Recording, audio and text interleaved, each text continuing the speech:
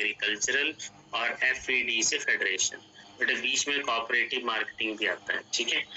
सो NEFT क्या है? National agricultural cooperative marketing federation of India limited, ठीक है। एक्सपोर्ट इंपोर्ट करते हैं, जैसे आजकल ये चीजें न्यूज में भी चली हुई है, आपको पता है कि कुछ चीजें हम जो ट्रेड बैरियर्स हो गए हैं हमारे यूएसए के साथ प्रॉब्लम चली हुई है, तो यूएसए ने टैरिफ लगा दी, पहले 25% बोला, 50% बोल रहा है।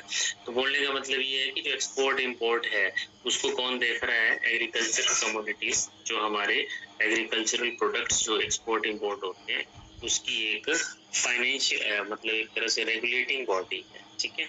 ये एपेक्स बॉडी है उसकी, एपेक्स ऑर्गेनाइजेशन, इसके ऊपर क्वेश्चन भी पूछा जा सकता है।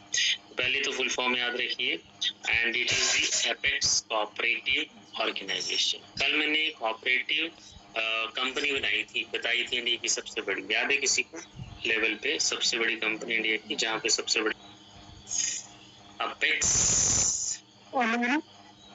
अमूल, ठीक है, अमूल यूनियन या यूनिट कुछ करके है, यूनियन या यूनिट लिमिटेड, ठीक है। अमूल की फुल फॉर्म ही है आनंद मिल्क यूनियन लिमिटेड, ठीक है। तो वो कोऑपरेटिव सेक्टर पे ही है, ठीक है। देखिए वैसे तो प्राइवेट सेक्टर वाला, ठीक है, प्रोक्योरमेंट, डिस्ट्रीब्यूशन आपको पता ही है, इसको हम हिंदी में वितरण कह सकते हैं, ठीक है, डिस्ट्रीब्यूट करना। और एक्सपोर्ट, निर्यात, और इंपोर्ट, आयात। जब हम किसी चीज को अपने देश से दूसरे देश में भेजते हैं तो एक्सपोर्ट, जब दूसरे देश से कोई चीज किसी दूसरे देश से अपने देश में आए तो इंपोर्ट, आयात। प्रोक्योरमेंट का मतलब जब कोई हम चीज किसी, जैसे नेफ्ट है, ये जो चीज उपलब्ध करवाएगी, ठीक है, कहीं ना कहीं से प्रोक्योर करवाएगी, उपलब्धता करवाना, ठीक है। और डिस्ट्रीब्यूशन, उसको बांटना, डिस्ट्रीब्यूट करना, उसका वितरण करना।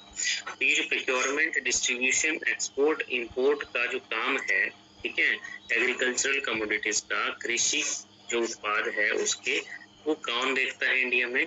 NEFT, national agricultural cooperative marketing federation of